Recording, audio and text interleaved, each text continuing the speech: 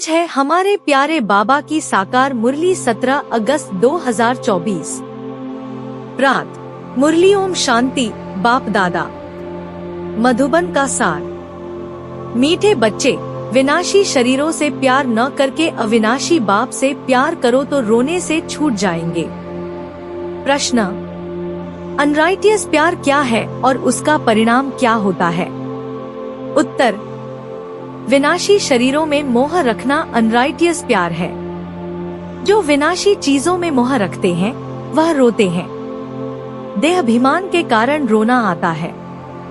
सतयुग में सब आत्माभिमानी हैं, इसलिए रोने की बात ही नहीं रहती। जो रोते हैं वह खोते हैं। अविनाशी बाप की अविनाशी बच्चों को अब शिक्षा मिलती है, देही अभिमानी बनो तो रोने से छूट जाएंगे। ओम शांति। यह तो बच्चे ही जानते हैं कि आत्मा अविनाशी है और बाप भी अविनाशी है, तो प्यार किसको करना चाहिए? अविनाशी आत्मा को। अविनाशी को ही प्यार करना है, विनाशी शरीर को थोड़े ही प्यार करना चाहिए। सारी दुनिया विनाशी है, हर एक चीज विनाशी है। यह शरीर विनाशी है, आत्मा अविनाशी है। आत्मा का प्यार अविनाशी होता है। आत्मा कभी मरती नहीं, उसको कहा जाता है राइटियस। बाप कहते हैं तुम अनराइटियस बन गए हो। वास्तव में अविनाशी का अविनाशी के साथ प्यार होना चाहिए। तुम्हारा प्यार विनाशी शरीर के साथ हो गया है, इसलिए रोना पड़ता है।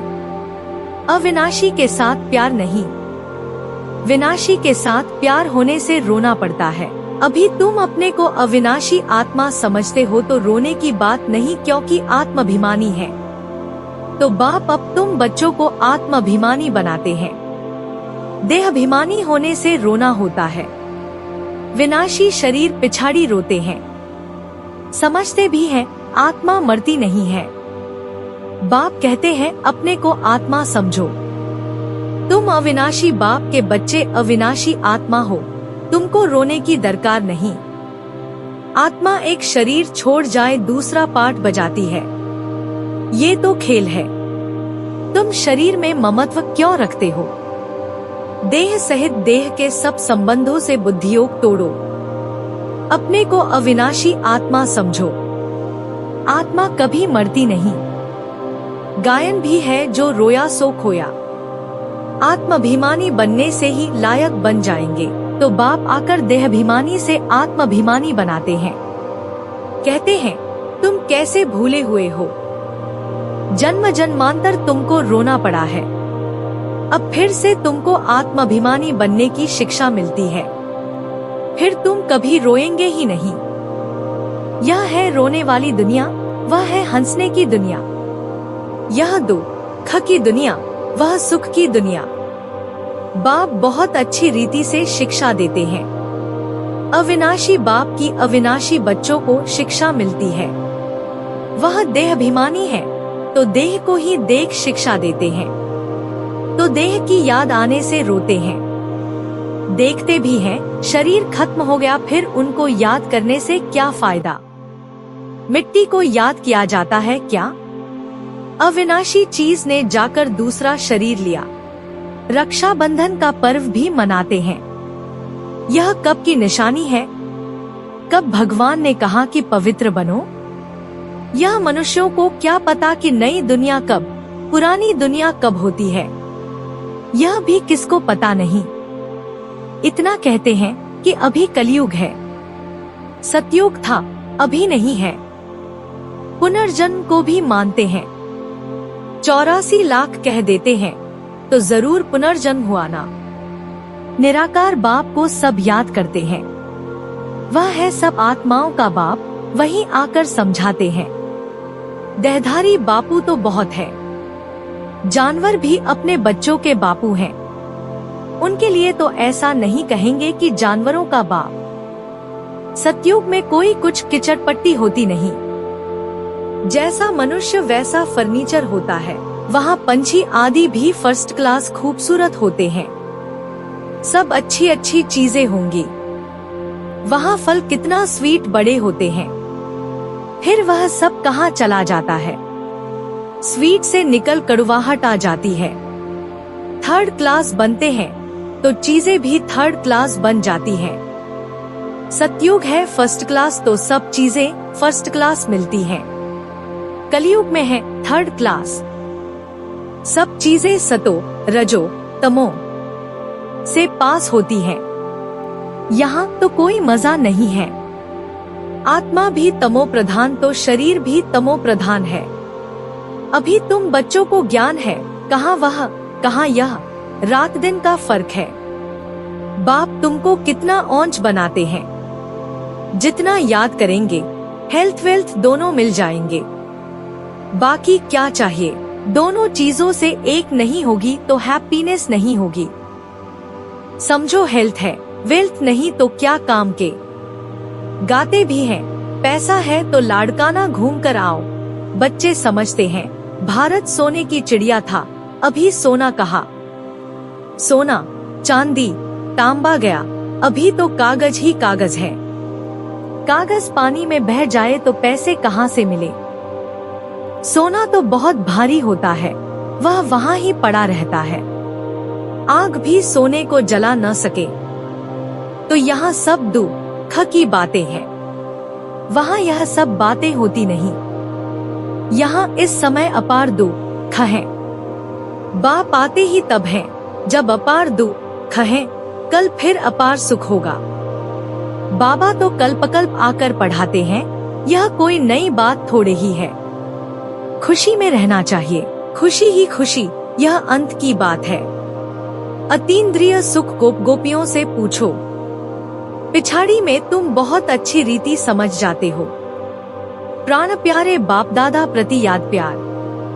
मीठे मीठे सिकीलधे बाप दादा प्रति बच्चों का याद प्यार और गुड मॉर्निंग। रूहानी बच्चों की रूहानी बाप को नमस्ते।